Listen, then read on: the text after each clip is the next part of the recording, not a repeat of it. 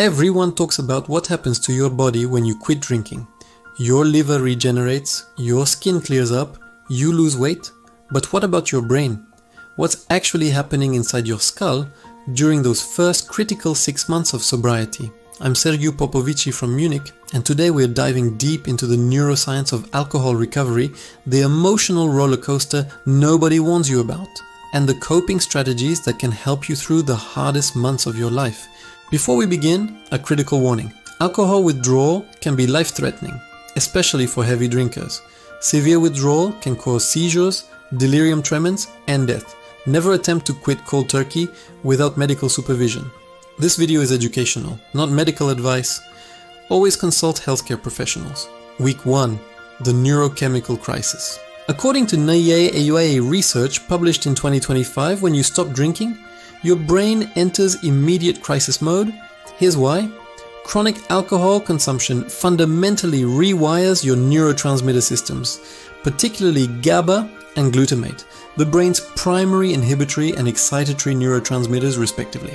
Alcohol enhances GABA's calming effects while suppressing glutamate's excitatory signals. Your brain compensates by downregulating GABA receptors and upregulating glutamate receptors.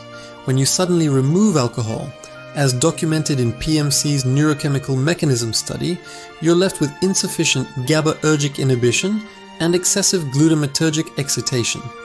The result? Central nervous system hyperexcitability.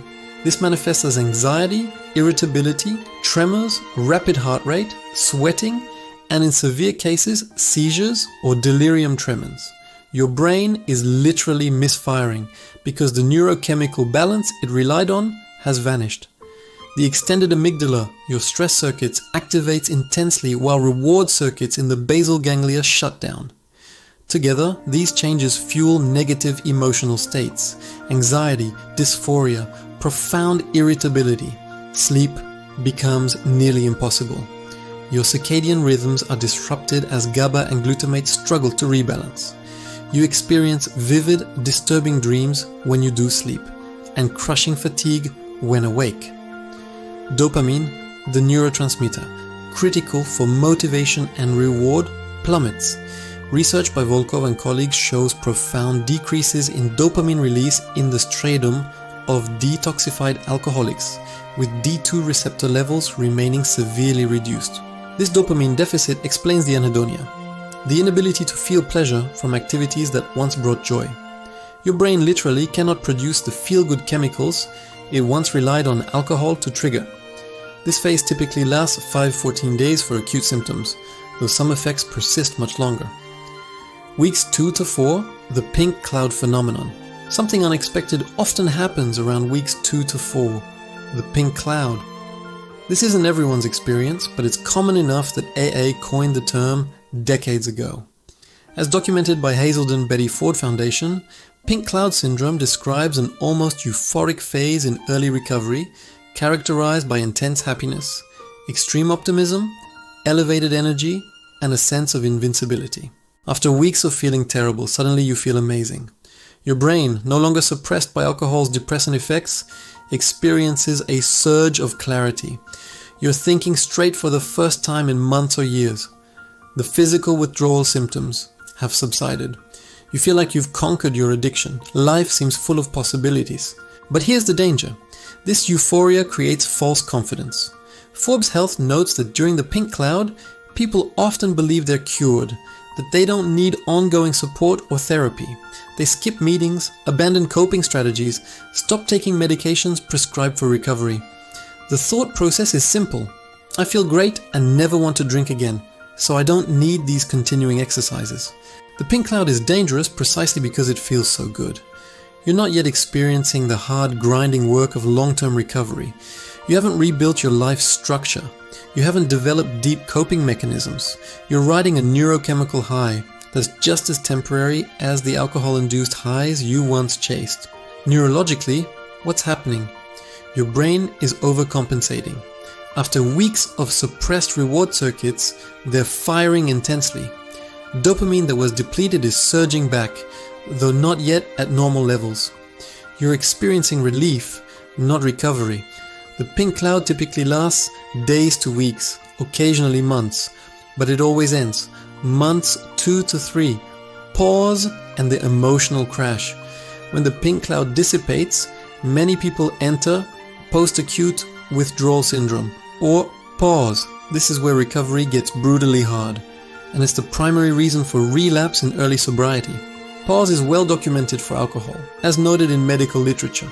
Common symptoms include anxiety, depression, irritability, hostility, mood swings, fatigue, insomnia, difficulty concentrating, memory problems, decreased sex drive, and unexplained physical pain. These aren't mild discomforts, they're intense, debilitating symptoms that can last weeks, months, or up to 2 years. Here's what makes PAWS particularly cruel. Symptoms come and go unpredictably. One day you feel clear and focused. The next, you can barely get out of bed. This cycling creates an emotional roller coaster. American Addiction Centers describes it as swinging from happiness to irritability to profound sadness, sometimes within hours. Some people experience severe anhedonia during PAW years. They lose complete interest in life, want to sleep all day, struggle to find motivation for anything. If insomnia strikes simultaneously, they stay up all night like vampires, crash the next morning, and the cycle repeats. Others become exercise addicts or workaholics, replacing alcohol addiction with compulsive behaviors. Neurologically, your brain is slowly healing, but the process is agonizingly gradual. Research from Santa Barbara Recovery shows that between months 3 to 6, neuroplasticity benefits become evident as your brain forms new neural pathways. But evident doesn't mean complete. Gray matter volume begins restoring. Cellular repair occurs in the hippocampus and amygdala. Keyword: begins. Dopamine D2 receptors, critical for reward processing, remained decreased in AUD patients up to 4 months after detoxification, according to Volkov's studies. Your brain's reward system is still impaired. Things that should feel good don't. This fuels cravings. Your brain remembers that alcohol provided instant dopamine release. The temptation to relapse intensifies precisely when you feel worst. GABA and glutamate are gradually rebalancing, but the process takes months. Chronic alcohol use causes long-term alterations in GABA and glutamate receptors. Even after acute withdrawal ends, these neurochemical imbalances persist, driving anxiety, depression, and sleep disturbances for extended periods. Neuroplasticity and neurogenesis, your brain's ability to reorganize and form new connections, occur but slowly, requiring abstinence, nutritional support, and often pharmacological intervention. Months 3 to 6, gradual neurological recovery. By months 3 to 6, significant healing accelerates, but expectations must remain realistic. According to research cited by Munster Behavioral Health, brain scans after 14 months of sobriety show significantly improved brain function. 6 months is halfway there, not the finish line. Cognitive function improves noticeably. The brain fog that plagued you in months 1-3 starts lifting. Concentration improves. Memory strengthens. Problem-solving abilities return. Decision-making becomes clearer, but you're not back to baseline yet. Sleep patterns normalize for most people by month 6. Your circadian rhythms have restored as GABA and glutamate achieve better balance. Energy levels stabilize. The crushing fatigue of early recovery eases. You can function through a day without feeling like you're dragging through mud. Emotionally, stability improves but remains fragile. Mood swings lessen in intensity and frequency. The severe depression and anxiety of PAWS begin subsiding, though episodes still occur. You develop better emotional regulation as your prefrontal cortex, responsible for executive function and impulse control, continues healing. Structurally, your brain is rebuilding.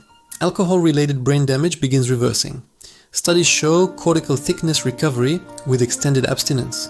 Neurons that died during heavy drinking cannot regenerate, but surviving neurons form new connections.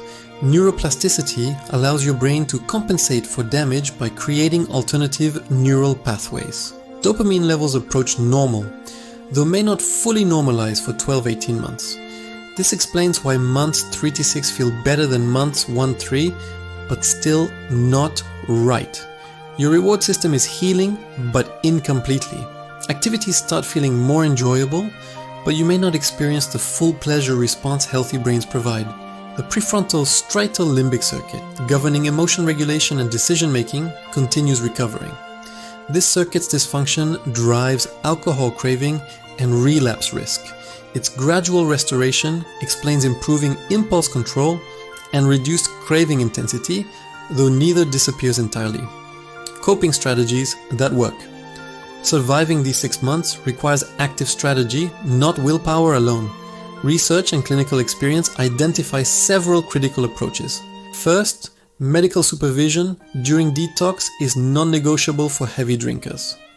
Benzodiazepines like chlordiazepoxide or diazepam are standard for acute withdrawal, preventing seizures and reducing symptoms. Thiamine supplementation prevents Wernicke-Korsakoff syndrome, a devastating neurological condition from alcohol-related thiamine deficiency. Second, understanding PAWS is protective. Smart Recovery emphasizes that knowing you're not going crazy, that PAWS is temporary evidence your brain is healing, provides crucial psychological relief. When symptoms spike, remind yourself, this is brain chemistry, not permanent mental illness. Third, establish rigid structure. Create consistent daily routines, regular sleep schedule, healthy eating habits, scheduled activities. Structure reduces stress, increases predictability, provides control. Your healing brain craves predictability. Give it that gift. Fourth, exercise is neurologically vital. Physical activity increases dopamine release, providing immediate mood benefits and long-term neuroplastic changes aiding recovery. Aim for 30 minutes of moderate intensity exercise most days. Walking, jogging, swimming, cycling. Movement heals your brain. Fifth, stress reduction techniques. Mindfulness meditation, deep breathing exercises. These calm your hyperactive nervous system, reduce anxiety, improve emotional regulation. Your amygdala is overactive. Meditation demonstrably reduces amygdala reactivity. Sixth, sleep hygiene becomes sacred. Go to bed and wake at the same time daily, even weekends. Create relaxing bedtime routines. Ensure comfortable, quiet, dark sleep environment. Your brain repairs during sleep. Optimize that repair window. Seventh, nutrition supports neurotransmitter production. B vitamins, omega-3 fatty acids, magnesium, amino acids. Your brain needs building blocks for serotonin, dopamine, GABA synthesis. Whole foods, not supplements alone, provide these optimally. Eighth, therapy. Cognitive behavioral therapy helps manage impulse control, develop coping skills, restructure thought patterns that drove drinking. Group therapy, whether AA, Smart Recovery, or clinical groups, provides community, accountability, shared experience. Ninth, potentially medications. Naltrexone reduces alcohol cravings by blocking opioid receptors involved in reward. Acamprosate helps restore GABA and glutamate balance. Baclofen, a GABA receptor agonist, shows effectiveness reducing alcohol self-administration. Consult addiction specialists about pharmacological support. 10th, manage triggers proactively. Stress worsens past symptoms. Identify your stress triggers. Develop specific responses. When triggered, implement calming strategies immediately, not after the urge to drink intensifies. Risk factors and when to seek help. Certain factors increase PAWS severity and relapse risk. Duration and severity of alcoholism correlate with protracted symptoms. Longer drinking history, heavier consumption equals longer recovery. Binge drinking patterns associated with repeated withdrawal cycles cause kindling, sensitizing neuronal systems and intensifying subsequent withdrawals. Pre-existing mental health conditions, family history of addiction, and poor physical health all complicate recovery. If you have co-occurring depression, anxiety disorders, or trauma history, integrated treatment addressing both addiction and mental health is critical. Age matters. Younger individuals typically recover faster due to greater neuroplasticity. Older adults require more extended healing time. Warning signs requiring immediate professional help: suicidal ideation, severe depression lasting weeks, panic attacks, inability to function in daily life, strong persistent cravings threatening relapse, isolation and withdrawal from support systems. Relapse rates are high, approximately 85% in the first year according to some studies. But relapse isn't failure if you return to recovery quickly. Addiction is a chronic disease. Many people require multiple attempts. Conclusion. The first 6 months without alcohol is a neurological marathon, not a sprint. Your brain didn't break overnight. It won't heal overnight. Understanding the science, the timeline, the emotional stages empowers you to persist when recovery feels impossible. Week 1 is survival. Weeks 2 to 4 may feel deceptively easy. Months 2 to 3 often feel worse than month 1. Months 3 to 6 show genuine progress, but demand continued effort. Your brain is rewiring, rebalancing, rebuilding. Neuroplasticity is real. Recovery is possible, but it requires patience, support, strategy, and grace for yourself when struggling. If you're in early sobriety, know this. What you're experiencing is normal. The anxiety, the depression, the cognitive fog, the cravings. These are expected neurological responses to removing alcohol from a dependent brain.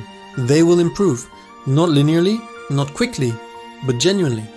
Seek professional help, build support systems, implement coping strategies, be patient with your healing brain. And remember, every day without alcohol is a day your brain is repairing itself. That's worth fighting for.